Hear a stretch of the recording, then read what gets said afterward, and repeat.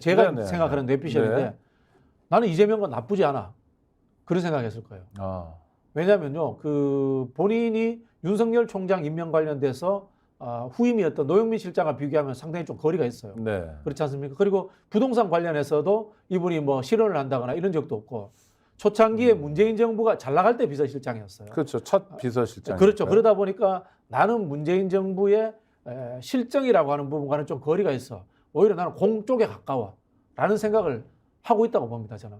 아니, 그런데 검찰총장 시킬 때 비서실장이 아니라 네. 서울중앙지검장 시킬 때 비서실장이면 그렇죠. 좀 그것도 책임이 있는 덜하나요? 거죠. 네. 그렇죠. 네. 전격적인 발탁이었고 그렇죠. 이례적인 네. 발탁. 두 번째는 이재명 대표하고 나하고 특별히 나쁘지 않아 이런 생각도 했을 겁니다. 네. 그리고 지난번에 이재명 대표와 문재인 대통령이 만났을 때 화기애애했으니까 내가 들어가는데 별 문제가 없을 거다라는 저는 생각됐을 거라고 봅니다. 네. 근데 이제 그게 헝클어진 게 저는 언제 헝클어졌냐면은 국민의힘에서 윤희숙 공천하면서 헝클어졌다고 봐요. 네.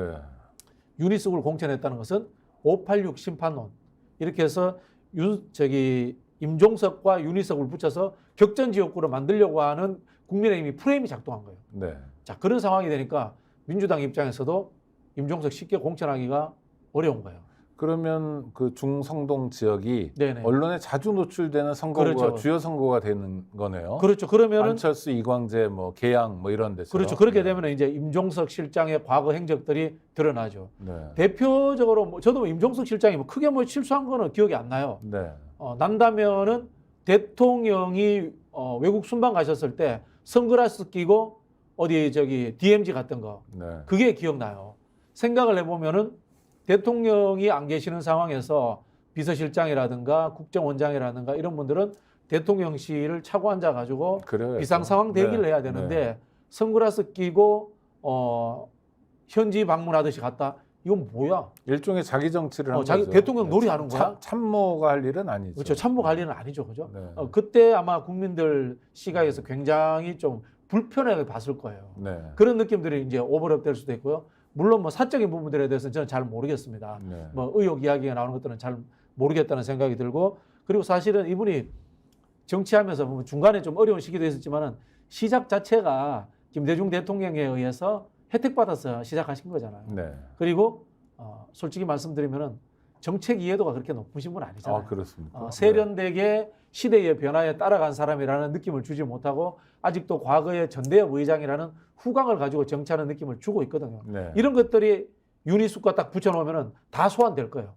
그래서 윤석열과 국민의힘에서 주장하는 586 천상 프레임에 빌미를 준다 생각했을 겁니다.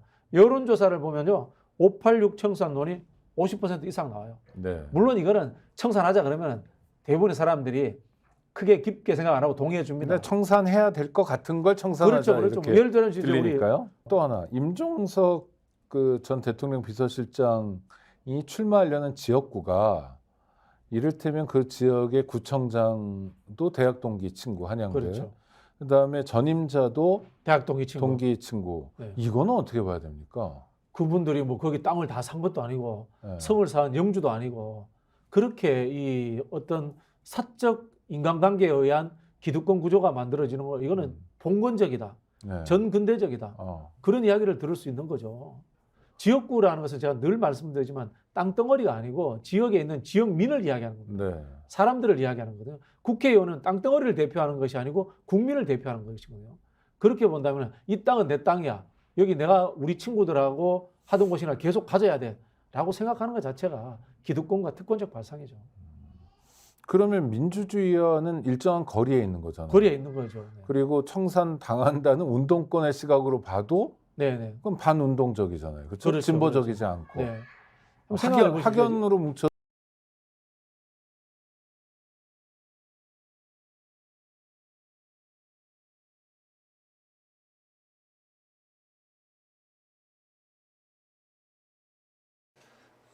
정당의 변천을 좀 봤잖아요. 네. 그래서 저는 좀 이게 너무 철학적인 얘기일지 모르지만은 최근의 상황을 보면서 한편이 이런 생각을 해봤습니다. 네. 2002년도에 김대중 대통령이 총재직 사퇴를 하면서 당이 정말 멘붕에 빠졌던 때가 있잖아요. 네. DJ라는 분이 없는 당을 생각할 수 없었던 때잖아요. 네. 그 이후에 이제 총재라는 것이 없어졌고, 근데 그때 나온 게 뭐였냐면은 5대5 국민 경선이고 그걸로 노무현 후보가 만들어졌지 않습니까? 네. 그 5대5 국민 경선을 만드는 대책위원회의 간사를 제가 하면서 그 5대5 국민 경선 디자인을 제가 해봤는데요. 네. 그때만 해도 우리는 당원이라는 게 없는 당원은 존재하지만 당비 내는 당원이 있는 정당이 아니었어요. 네. 그런데 그때로부터 20여 년이 지나는 동안에 네. 세상도 변하고 당도 변해서 어마어마하게 변해 있는 거잖아요. 엄청나게 많은 숫자의 당원이 네. 실제로 당비를 내고 권리를 행사하고 후보 결정에 영향을 미치는 그러한 정당으로 변모했잖아요. 네. 즉 정당 민주주의의 발전이 된 거예요. 개딸이니 뭐니 비난하는 분들도 있지만은 크게 보면은 네. DJ를 지지하던 사람들, 그다음에 노빠, 그다음에 문바를 거쳐서 개딸에 이르기까지 보면 네. 당원과 지지자들의 영향력이 커지는 상황으로 온 거예요. 지금 비판하고 있는 공천의 핵심에 무엇이 있느냐? 네. 한편으로는 네. 의원, 당직자, 주민, 당원들의 선택과 평가가 반영된 거잖아요. 네. 즉 과거에 비해서 위로 내리꼽는 것이 아니라 아래와 옆으로부터의 평가가 반영되는 방식으로 민주당은 온 거예요. 네. 가고 있는 거예요. 네. 이 흐름은 누구도 막을 수가 없고 네. 저는 옳은 것이라고 봐요.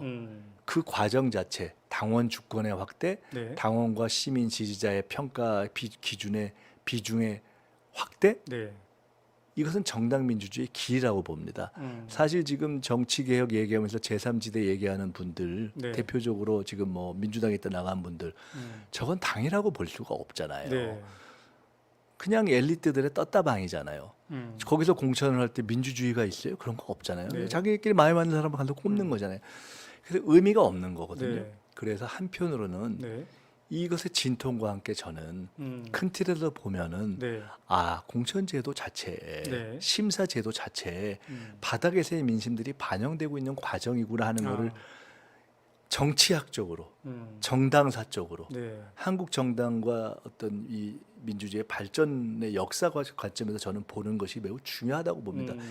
이것을 절대 놓치면 안 돼요. 저는 한국의 정치학계는 네. 이 부분을 주목할 필요가 있다고 보고요. 현재의 진통이 갖고 있는 그런 어떤 표면적인 것과 별개로 민주당은 네. 한국 정당사에서 또는 한국 정당에서 유일하게 그렇게 정당다운 지금 발전의 과정을 가고 있는 거예요. 저는 괜히 당원 주권론자인데요. 네. 당원 주권이 확대돼야 됩니다. 다만 네. 정보가 충분히 제공되지 않고 토론돼서 숙성되지 않는 당원의 일시적인 판단은 우리가 대부분 민주주의 오류처럼 틀릴 수 있어요. 네. 그러면 그런 당원의 여론을 문제지 삼을 것이 아니라 어떻게 그것이 수기적 결론으로 갈 수 있냐를 제도 개선해 주는 쪽으로 가는 게 정당의 발전이잖아요. 네. 저는 그렇게 가야 된다고 봅니다. 그래서 큰 틀에서 말해서는 네. 지금 우리가 많은 이번에 한계가 있지만 크게 보면 이번에 얘기한 뭐 하위 10% 20%도 네. 알고 보니까 이게 아래로부터의 평가와 옆으로부터의 평가가 반영된 거네 하는 확인을 하고 있잖아요. 네. 그걸 뒤집는 건 저는 안 된다고 봅니다. 그걸 발전시켜야죠. 네. 그거를 더 깊이 있게 평가할 수 있도록 자료를 제공해 주는 방식으로 우리가 발전시켜서 네. 정당 민주주의를 수기 민주주의로 가져가게 하고 당원 주권을 확대하는 방향으로 가는 것이 네. 원칙적으로 옳다. 그래요. 모든 개혁과 진보에 어떻게 부작용이 없겠어요. 근데 그렇게 보는 것이 맞고 원칙과 방향은 가고 네. 부작용은 개선하는 방향으로 간다.